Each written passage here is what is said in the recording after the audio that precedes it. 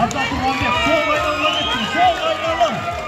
Сол айналға кетсін, айналайын.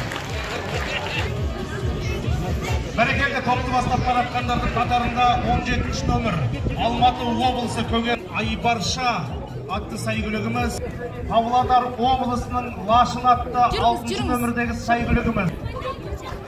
Бәрекелді аттарымыз. Павлодар облысы Лашын атты сәйгүлік. Облысына жоғайды Алматы облысына. Бәрекелді екінші болып тәрбиелесіп өткен Алматы облысынан келген Көгершін атты сәйгүлік. Ат иесі Павлодар қаласының құлагер ипподромында ұлттық киім ұлт ажары атты ұлттық киімдер байқауы өтті. Оны ат жарысын бәйге федерациясы ұйымдастырып, Қазақстан чемпионаты аясында ұйымдастырды. Мұнда алдын ала тіркелген 33 шебердің өз қолдарынан шыққан ұлттық киімдер көрсетілді. Байқауға қатысқандардың жасы 16-дан 60-ға дейін және жоғары жастағы аналардың да туындылары болды. Мұнда Павлодар облыстық қазақ аналар дәстүрге жол бірлестігі аналарының мүшесі Гүлайым Акумбаеваның да киімнің киесі атты тақырыппен 6 киім үлгі топтамасын ұсынып 5-ші орынға ие болып, ақшалай сый-сияпат алды. Ал байқауға қатысқан ақсулық 5 баланың анасы Гаухар Көксынова өзінің киімінің үздік ерекшелігімен бас жүлдені ұтып алды. Ал павлодарлық қыздар Назымгүл Сәкенова 2-ші орынды алса, Данагүл Сламбекова 3-ші орын бұйырды. Жүлдегерлерге 1 миллион теңге бөлініп берілді. Қазылар алқасында болған ұлт жанашыры қоғам белсендісі Бақытжамал Елеукенова жастардың ұлттық киімді кие бастағанына қуанатынын айтып жеткізді. Бағалап, танысып болғанша сіздермен тағы да бір мәрте бүгінгі аруларымызбен, ақжаулықты аналарымызбен, ардақты апаларымызбен таныстырып өтейік. Павлодар қаласы Ермекбаева Алма Тұрмашевна, аттарыңызды, есімдеріңізді атаған кезде көтеріп қойыңыздар. Мынау келген киім жұрт көрермен біліп отырсын ардақты ағайын. 1-ші нөмірдегі Ермекбаева Алма Павлодар қаласы. 2-ші нөмірде Абилдинова Сәуле Павлодар қаласы. 6-ші нөмірде Акумбаева Гүлайым Павлодар қаласы. 7-ші нөмірде Райымбекова Райса Павлодар қаласы. 8-ші нөмірде кереметтей аналарымыздың кимешегі. Қараңыздар, міне қошаметтеп отырайықшы, қыздарымызға қошамет білдіріп отырайық ардақты ағайын.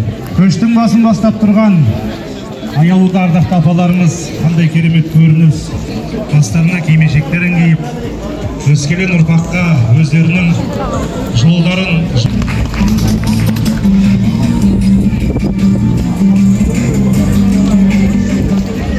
осындай тектіде ардақты апаларымыз осыны көрген өскелең ұрпақта осы салт дәстүрімізден айнымайды дегенге кәміл сенеміз ардақты ағайын.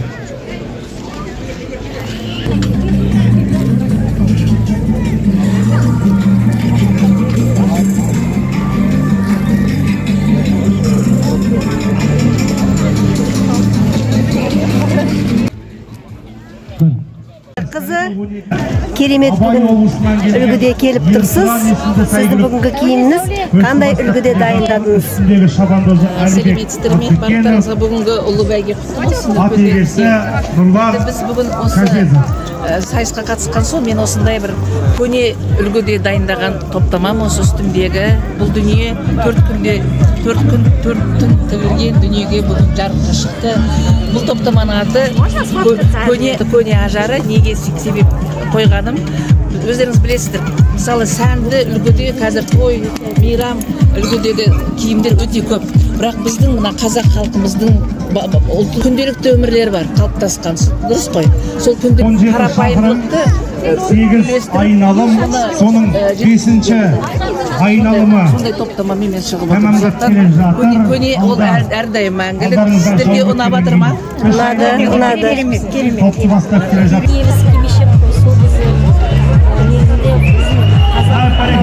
Дәстүрлі жол біздің қоғамдық Андора, Павлодар облысы үстіндегі шабандозы Әрсен нұр үстіне нұр болар еді деп қызымызы Сырмашапан қазіргі күзгі уақытқа керемет. Жас қыздікі бар.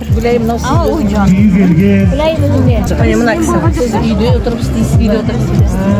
Енді біздің үйде отырып сізді домалатып жатыр, дұрыс қой. Бірақ кішкене мен ойлаймын, үкімет осындай көңіл бөлсе ғой, әр негізі бұдан басқа іс-шара, басқа бір нелер керек деп ойлаймын. Жоқ, мен визаж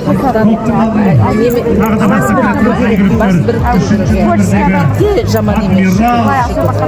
Бізде Гүлайым ханым ем бастағанда мына кимешектер ғой, бас киімнің үлгісін жаңадан туған сәбиден бастап 30-ға тарта бас киімнің үлгісін көрсеткен.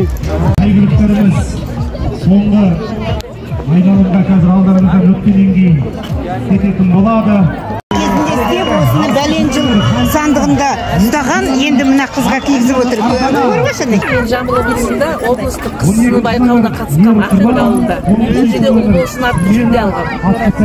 Бұл енді басқаша болды. Мынасы сақталған белдемшесімен. Бұл 29 жыл сандықта жатты. Қайда жүрсем де алып жүріп, маған ыстық болды ол. Сосын жата бергенмен мен оны барлығын өзгертіп, қазір заманауи қылып жасадым мыналарды. Өйткені ол жай жатпасын, мынандай жастар кисін деп, дұрыс қой. Керемет. Халықтың алдына, дұрыс қой. Бірақ маған ыстық, бұл нағыз мұрағат деген осы ғой. Мынау көрініп тұр бұрынғы плюш. Плюш, иә, бұрынғы плюш. Мынау, міне, белдемше. Мынау үстіне кигізетін белдемше. Мына парчамен, мына бисерді қазір қолдан өзім жасадым. Қазіргі заманға сай әрлеп Алматы қаласынан келген 29 жыл осы е. Әлімде кеудеше, мынау енді белдемше.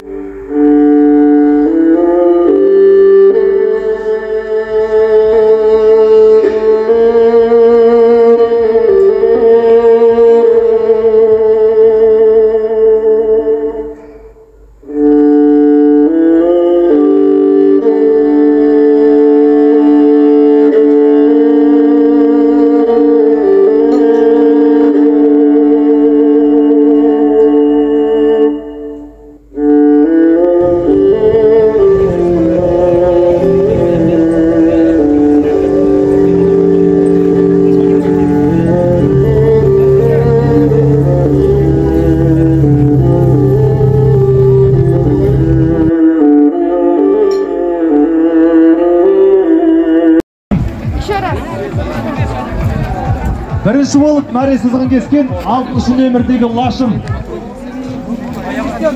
Осы жерге қалдырыңыздар. 8 нөмірдегі Шабандос. Марапаттау рәсіміне жақында бері қарай кетіп.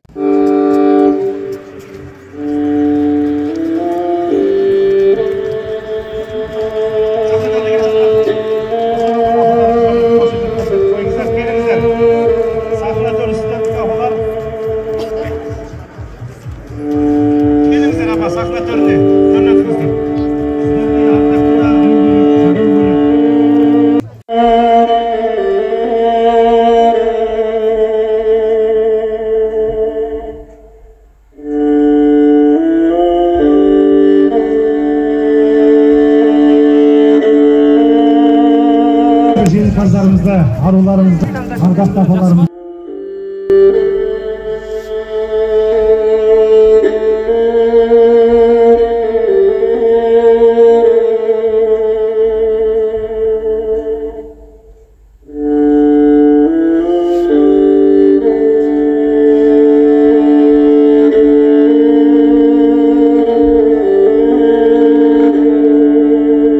Арнайы дипломмен марапатталып жатыр.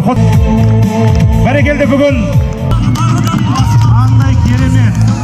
Міне қазақ ағайын, міне тәрбие, міне өнеге. Бізге келіңіз. Апаларымыздың өзі қошемет көрсетіп, жолдан шығарып салып жатыр. Өскелең ұрпақ көрсе деп ойлаймыз. Қошеметтеріңіз, бірінші орын 12 нөмірдегі Көксінова Гаухар ханым. Яқымен және арнайы дипломмен марапатталады ардақты ағайын. 12-ші нөмірдегі Көксінова Гаухар. Бәрекелді, Павлодар облысы Ақсу қаласы ардақты ағайын.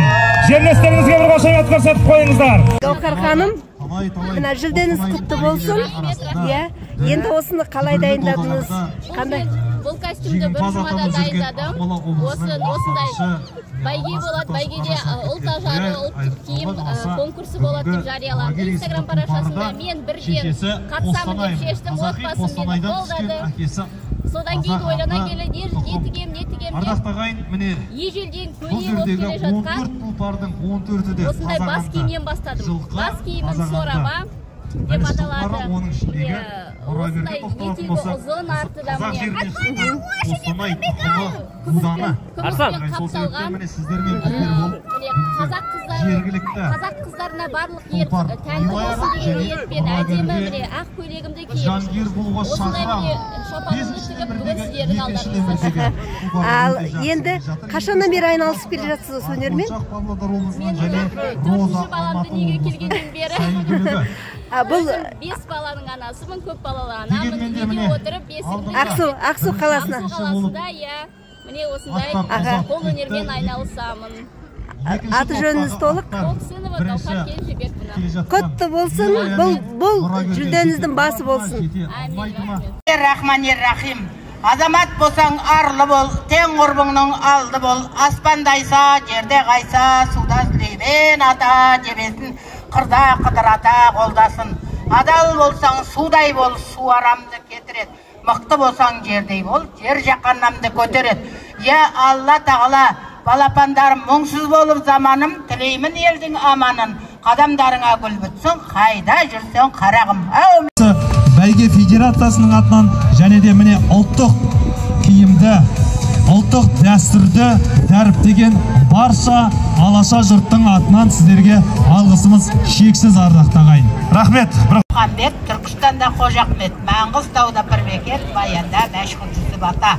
Барлық әулие, әмбие, өзіңе тапсырдым, ақылым десең мақұрым тастама. Арыдай бөрт, бидайдай өз, отырар орындарың төр болсын, асағандарың бай болсын, ұлы қыздарың бай болсын, көңілдерің жай болсын, бейбітшілік заман болсын, жастарымыз, қазағымыз алға қарай жылжып, өшкеніміз жанып, ұмытқанымызды еске алып, жақсылықпенен. Келсін апа.